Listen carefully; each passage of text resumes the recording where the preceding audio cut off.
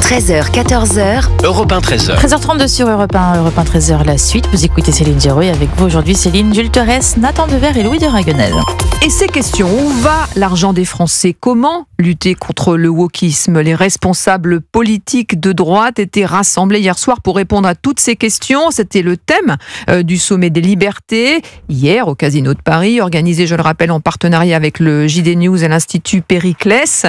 Vous y étiez, Louis de Raguenel, Absolument. pour Europe 1. Il y avait Jules Torres aussi qui est Jules Torres, ici même. voilà, et c'est un Il n'y avait sommet pas Nathan Dever en revanche. Non, son absence a été très remarquée. Pourtant, il y avait du beau Ce monde. sera répété. Il y avait Mais vous viendrez parce que il y aura de nouvelles sessions. On va organiser d'autres soirées. des sessions de Vous serez rattrapage bienvenus. pour Nathan Dever. Alors, c'était un sommet vraiment inédit, qui a rassemblé vraiment les intellectuels de droite, des responsables politiques, pour parler du fond. Surtout, c'était Absolument. une soirée vraiment. Vous savez, Céline, très qui aujourd'hui est capable de réunir autour de la même scène Éric Ciotti, Jordan Bardella, Marion Maréchal, Luc Ferry, vous aviez Nicolas Dupont-Aignan, vous aviez des spécialistes de sujets d'intelligence artificielle, il y avait évidemment Olivier Babot aussi, puisque c'était en partenariat avec l'Institut Sapiens qui le précise. Voilà. Donc, en tout cas, toute la famille Europe 1 était très très bien représentée à l'occasion de cette soirée. Donc, et on a vraiment passé un moment exceptionnel. Et puis je trouve qu'il y avait deux remarques peut-être. Une sur le fond, c'est-à-dire qu'on voyait qu'il y avait quand même une forme de convergence d'idées entre toutes ces personnes-là qui, à l'Assemblée nationale, battent le fer, parfois ne sont pas d'accord. Et bien là, il y avait quand même, on voyait une volonté quand même de dégager des consensus, vers une forme d'union. Alors, il y a un rêve autour de l'union des droites, mais sur des sujets très concernants. Voilà, sur des sujets extrêmement concernants. Donc ça, je trouve que c'était vraiment intéressant. Et puis voilà, il y avait une volonté aussi de la part de toutes les personnes qui sont venues de se creuser les méninges et de trouver de nouvelles idées sur la question de la dette, sur la question des retraites, sur la question du financement de la sécurité sociale, sur la question même du financement de l'audiovisuel public. Que fait-on avec il y avait des idées pour le coup là, assez différentes.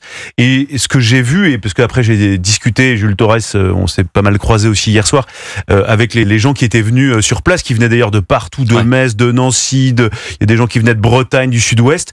Vous disiez que c'est des gens qui avaient posé des jours de congé. Il y avait des gens qui avaient carrément pris une semaine de vacances pour venir ici. Ils en ont profité pour aller visiter Notre-Dame, pour aller à la Tour Eiffel. Enfin bref, partout. Et exactement, il y en avait partout. C'était un carton plein. Le Casino de Paris était à guichet fermé, autour de 1500 personnes qui étaient présentes.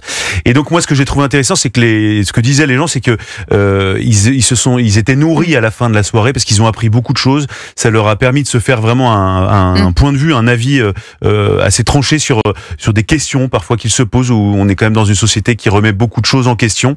Et donc voilà, c'était vraiment une très très belle soirée, et où on a vu, voilà, le temps en tout cas d'une soirée, des personnalités politiques qu'on a l'habitude de se voir s'écharper. Bien là, ils étaient là, et globalement, voilà, il y avait une forme de convergence sur un certain nombre de sujets.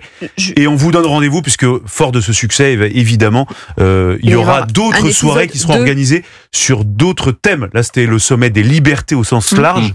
La liberté économique, est-ce que même il y avait même des questions libéralisme et conservatisme. Mais voilà, donc il y aura d'autres soirées qui vont être organisées sur d'autres sujets. Jules Torres, vous aussi, vous avez assisté à cette soirée pour Europe 1. Qu'est-ce que vous en retenez? Que toute la galaxie de la droite française était présente hier au Casino de Paris. Et je pense que c'est ça, en effet, l'événement, le fait marquant, c'est qu'il y avait à la fois le Rassemblement national représenté par Jordan Bardella, il y avait Reconquête représenté par Sarah Knafo, union des droites, l'identité liberté avec Marion Maréchal, des gens davantage plutôt des républicains. Donc il y avait vraiment, oui, en effet, toute cette droite. Alors je ne sais pas si on peut parler d'union, mais en tout cas autour de sujets qui sont où finalement il y a une convergence. Bien sûr, et sur cette question des libertés qui est fondamentale, mais il n'y avait pas que ce sujet-là. Tous les sujets en réalité ont été brossés. Marion Maréchal a parlé de la démographie. Il y avait un entretien formidable par Charlotte Dornelas avec Monsieur Noisa, spécialiste en crypto-monnaie. Et ça, pour le coup, je pense que les Français sont pas forcément habitués à ce qu'on ait ce genre de débat, surtout dans ce type d'événement. Je pense que c'est aussi pour ça